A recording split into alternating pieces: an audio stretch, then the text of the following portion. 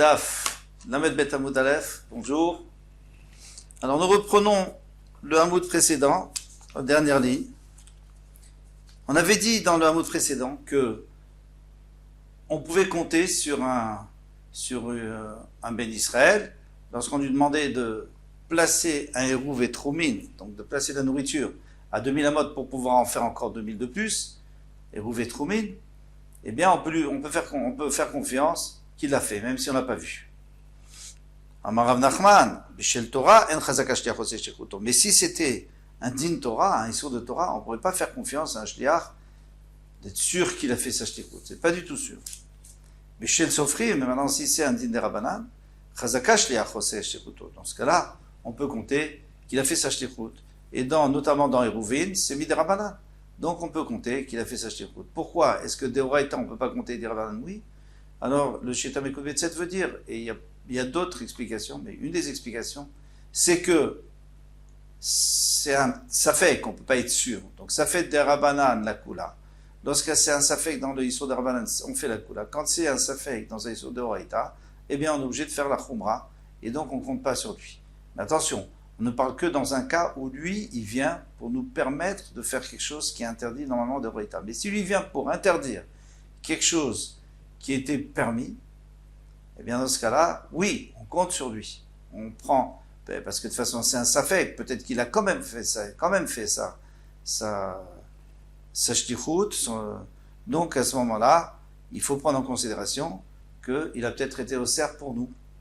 Par exemple, si on lui a dit va marier cette femme, eh bien ses sœurs sont interdites à nous, parce qu'il a peut-être marié la femme, et à ce moment-là, on n'a pas le droit de se marier avec ses sœurs.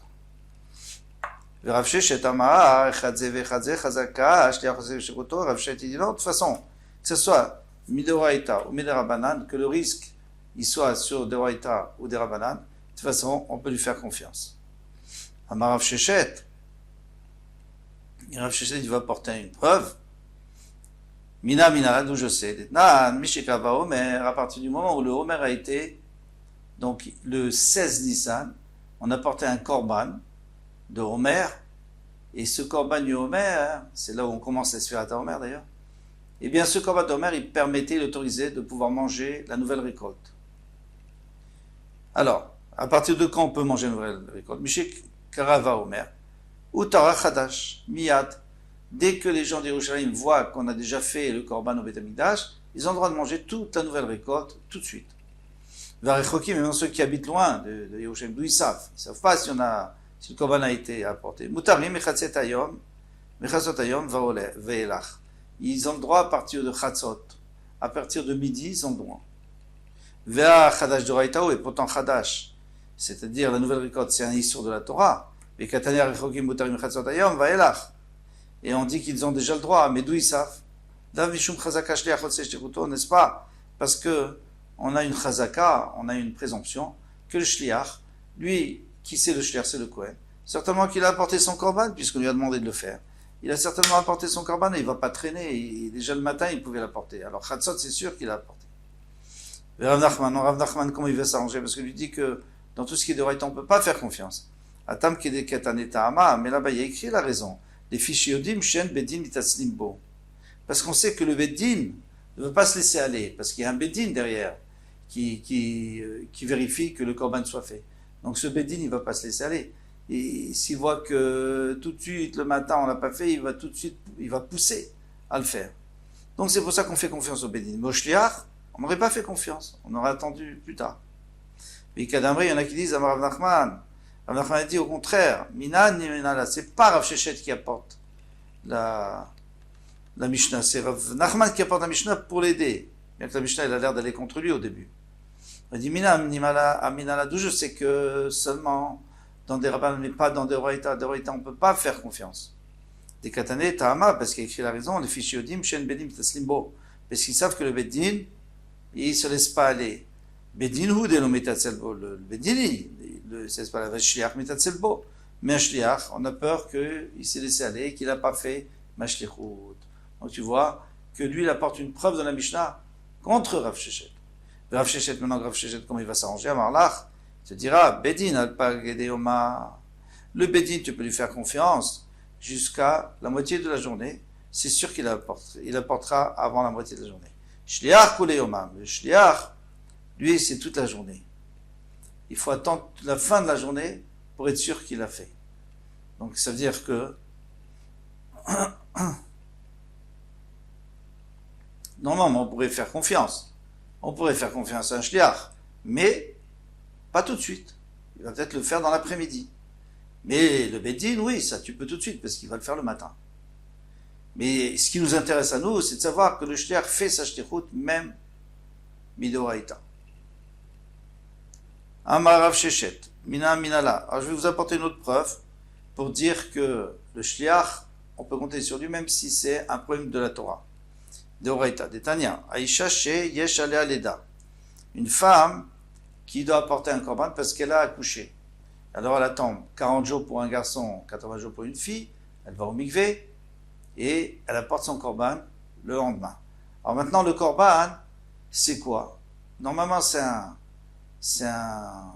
keves, un agneau pour Ola et pour les... Et puis il faut rajouter aussi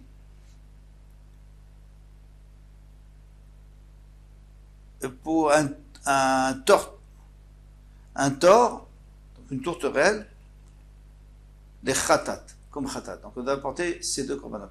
Et si elle est très pauvre et qu'elle ne peut pas apporter un keves, elle ne peut pas apporter un agneau, donc elle apporte deux shteturim ou shne bnei yona, de tourterelles ou de colombes. Maintenant,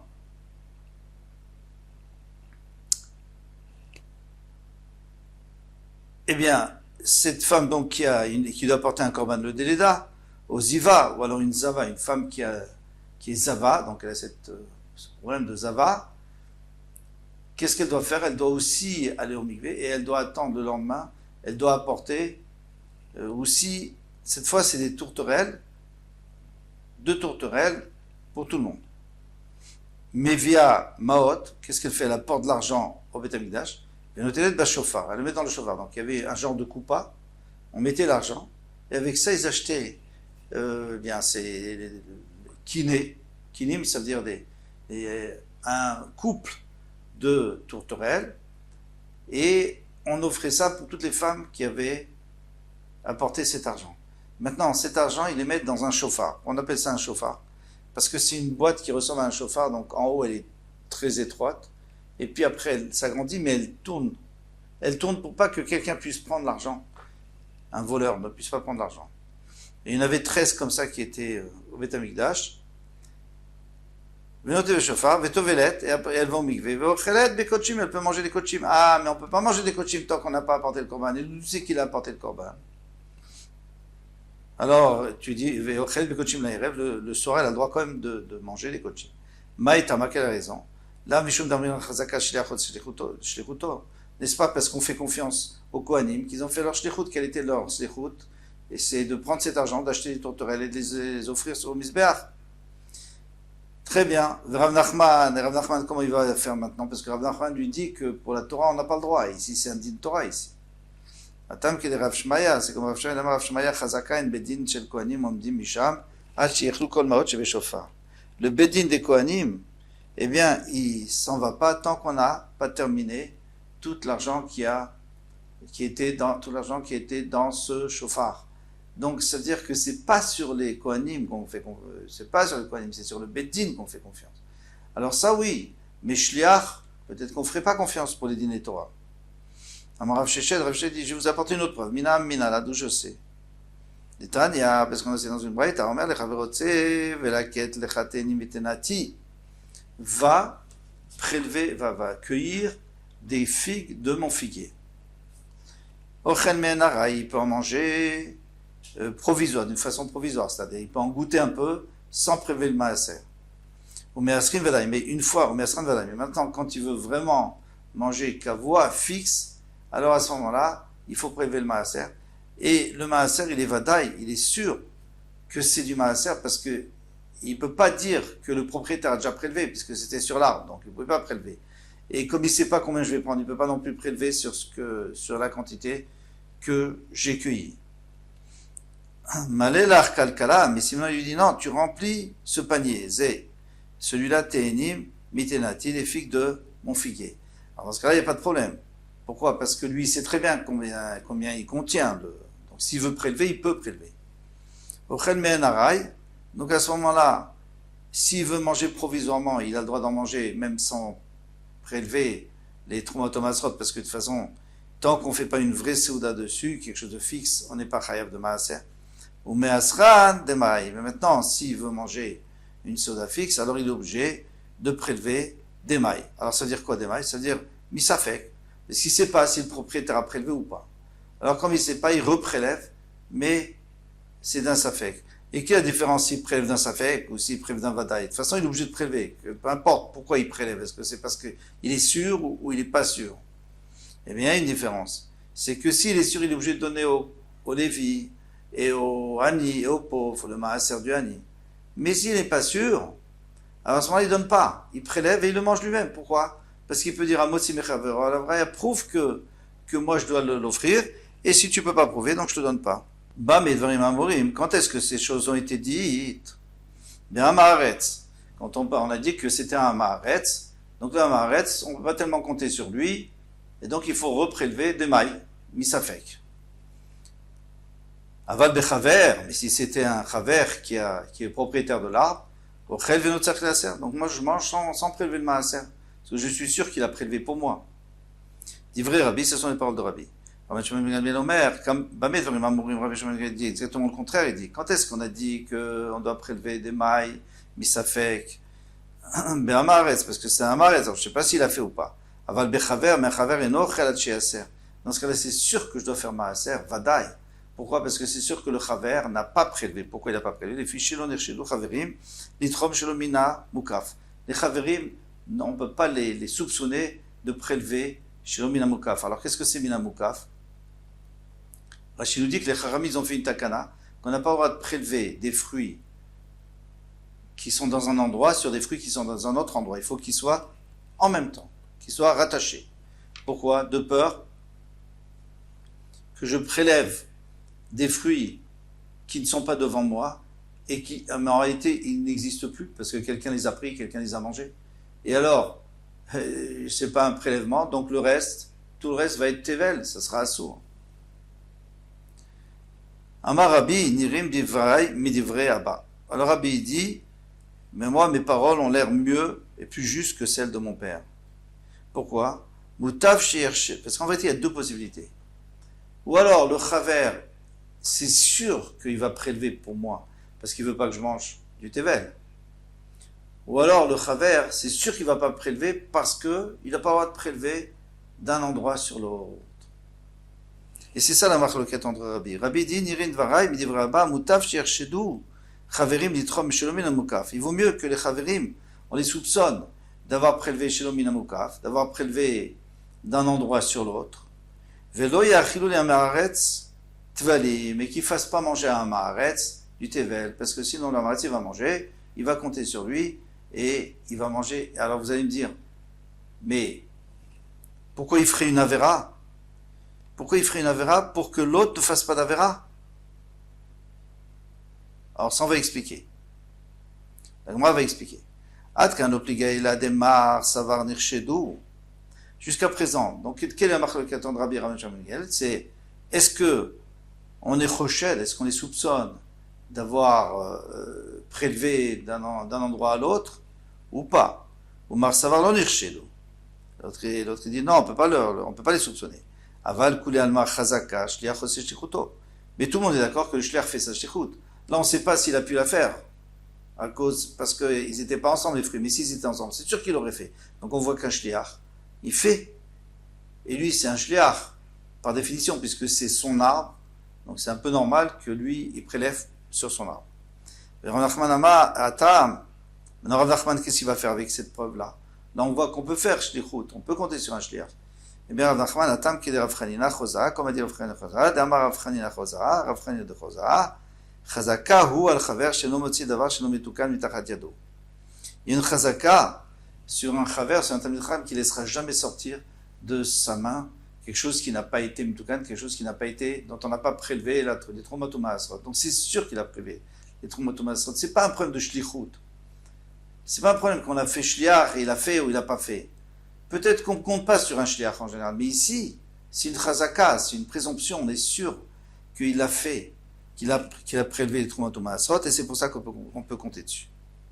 Amar, nous avons vu plus haut, Bameh Dvarim Amurim, Be'amaretz, c'est un Amaretz, Aval Bechaver, mais si c'est un Chaver, Ochel Veno Tzarech Leaser, Divrei Rabbi, eh bien, il mange, il n'a pas besoin de prélever, ça ce sont les paroles de Rabbi. Alors, qui est le Amaretz? C'est le Balabaït. Si le Amaretz c'est un Balabaït, si le Balabaït c'est un Amaretz, donc il faut reprélever. Si c'est un Chaver, on n'a pas besoin de reprélever. Hay Amaretz de Kamar le Man. Qui c'était le Amaretz? Il est Madé Kamar le Amaretz, Chavre. Donc maintenant, ce Amaretz, il a dit à qui? À qui? Il a dit, tu peux prendre un panier plein de mes filles. Il est Madé Kamar le Amaretz. Il dit un autre Amaretz, Chavre, son ami, façon de parler. Mais Asran de Maï. Alors maintenant, on dit au Amaretz, il faut quand même reprélever. Mitsaït, est-ce qu'il va nous écouter? Mais lui, il a confiance dans son ami, dans l'autre Amaretz, il dit certainement qu'il a pris la Trouma, ou Maasrot. Et là, ben, Amaretz, des Kamar le Chaver, alors on est obligé de dire que c'est un Amaretz qui a dit à un Chaver, prends de mes fruits. Donc le Chaver, lui, il doit prélever parce qu'il n'a pas confiance sur l'Amaretz. D'accord, très bien. Donc, maintenant on parle d'un Amaretz qui a dit à un Chaver, je te donne des fruits. Et ma Sefa, viens voir la Sefa, Nirin divrei, devarai midivre abba. Mes paroles ont l'air plus justes que celles de mon père. Pourquoi Moutav cherchez-nous Chaverim nitrom shel minamukaf. Il vaut mieux qu'on soupçonne les Chaverim de prélever shel minamukaf, c'est-à-dire de faire une avera, des rabanan, de prélever des choses qui ne sont pas ensemble. Ve'ali achilou le amaretz tvalim. Et qu'il ne fasse pas manger un amaretz des tvalim. Amaretz, maï be'atam. Qu'est-ce qu'il a à faire ici, l'amaretz? Jusqu'à présent, tu m'as dit que c'était un chaver qui était en train de manger. C'est pas le Amaretz, c'est le Amaretz qui a donné au Chaver. Maintenant, tu me dis que c'est un Amaretz qui est en train de manger. Comment c'est possible? Amar Ravina a dit, mais non. Recha, bien sûr, la Recha, ben Amaretz Shamar le Chaver. Dans la Recha, c'est vrai que c'est un Amaretz qui a dit un Chaver, tu peux manger, donc le Chaver, il doit reprélever la Trouma. Sefa, Bechaver, Shamar le Amaretz. Alors, Sefa, dans la Sefa, c'est un Chaver qui a dit un Amaretz. Il a dit, tu peux prendre. Maintenant, l'Amaretz, vous allez me dire, mais de toute façon, lui, qu'est-ce que tu vas lui dire? Lui, il fait confiance, lui, de toute façon, il ne va pas reprendre. Mais Chaver Acher, Shomo, mais il y a un autre Chaver qui entend, qui est en train de lui dire, va prendre. Et après, le Amaretz, il présente un fruit, il offre un fruit à ce Chaver. Donc, encore une fois, il y a un Chaver, il y a un Chaver qui a des fruits, il dit au Amaretz, prends un panier, et il y a un autre Chaver qui est, donc un autre Talmid Chacham qui entend, et lui va manger des fruits. Alors ce Talmid Chacham, est-ce qu'il doit prélever ou pas? Alors d'après Rabbeinu HaKadosh, il n'a pas besoin de prélever. Pourquoi? Parce que c'est sûr que le Chaver qui a offert au Amaretz, il ne voulait pas le tromper, il ne voulait pas lui laisser manger du Tevel. Donc puisqu'il ne voulait pas lui laisser manger du Tevel, il a certainement prélevé. Donc maintenant le Chaver a le droit de manger les yeux fermés. On s'arrête là. On est au milieu de quelque chose, mais bon, on reprendra demain, Bezrat Hashem, Kol Tov.